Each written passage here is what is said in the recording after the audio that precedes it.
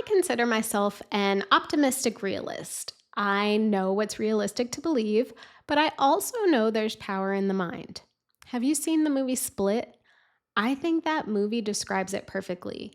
When you believe something to be true, you start acting in accordance with that belief. I've experienced this myself many times, and one example is when I purchased my second home in Palm Springs. I first set that goal 6 years earlier.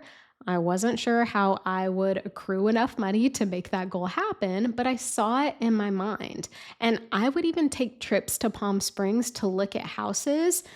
Again, no funds handy yet, but I believed it would happen, and eventually it did. Money moves start in your mind. Belief shapes your bank account. If you believe you are capable of achieving your goals, saving money, paying down debt, becoming a millionaire, or having things you aren't quite sure you can afford, you'll start acting in a way that gets you closer and closer to those things becoming your reality.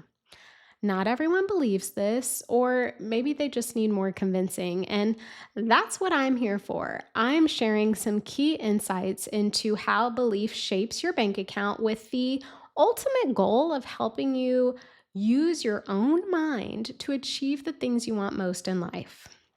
So, number one, belief influences your actions and the actions you avoid. So, belief influences the actions that you actually take and the ones you avoid.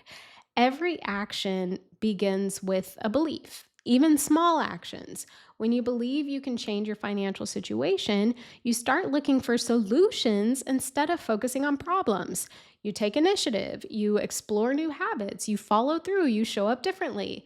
When you believe you're bad with money, your actions match that belief too. You may avoid checking your accounts, you may skip budgeting, you may overspend emotionally, or you'll just assume you'll figure it out later. Your behavior meets the expectation set by your belief. So, for example, someone who believes I can pay off my credit card debt checks their balance regularly, they make a plan and they track their progress, and they stay motivated even if it's slow. Someone who believes I will never get out of debt avoids their statements, they pay the minimum, and they just feel defeated before even starting. So the belief basically becomes the self fulfilling prophecy. And this is one reason why mindset work is just as essential as budgeting work. Your belief system is the engine behind every decision you make, every action you take. When you upgrade your beliefs, you naturally upgrade your actions. Another thing is that your identity shapes your financial habits. So we behave in alignment with who we think we are. It's just human nature. If you've internalized the identity of I'm a spender, you will always spend. If you've decided that you're not good with money, you will subconsciously behave in ways that reinforce that identity. Identity is powerful, but fortunately, it's also flexible. When you begin stepping into a new financial identity, your habits will follow suit. If you start seeing yourself as someone who manages money well, you naturally begin reviewing your accounts more often. You start setting goals, you start sticking to your budget, and you start tracking your spending, and you even start celebrating progress instead of ignoring it.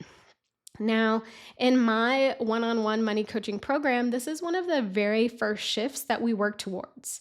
Before creating budgets or building systems, we uncover the identity you've been acting from, right? Because if your identity says, I'm not consistent, no budgeting tool is going to save you. But once your identity shifts to, I'm becoming someone who takes control of my money, everything else becomes easier. Identity change is often the quiet catalyst behind amazing, extraordinary results. And finally, your beliefs determine what you think you deserve. Okay, let me say that again. Your beliefs determine what you think you deserve. This is where belief becomes deeply, deeply personal. Many women unintentionally limit themselves financially because They don't actually believe they deserve abundance, stability, or financial overflow.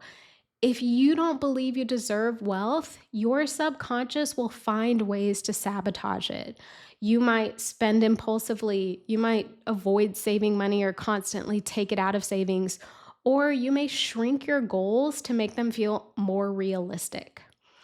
When you raise your standard of what you believe you deserve, your actions rise with it. A woman who believes she deserves financial peace prioritizes budgeting. A woman who believes she deserves a comfortable future contributes to retirement. A woman who believes she deserves financial overflow looks for opportunities to increase her income. And a woman who believes she deserves support asks for help. Some of my clients come into coaching with significant guilt around wanting more, whether it's more income, more savings, more freedom. They feel like success is reserved for other people. But once we unpack those beliefs, they start showing up differently. They negotiate their salaries, they increase what they send to savings, they establish financial boundaries, and they just dream bigger. So, belief shapes what you attempt, but it also shapes what you avoid. So, a powerful question I want you to sit with is, what do I truly believe I deserve financially? And is that belief helping or hurting me?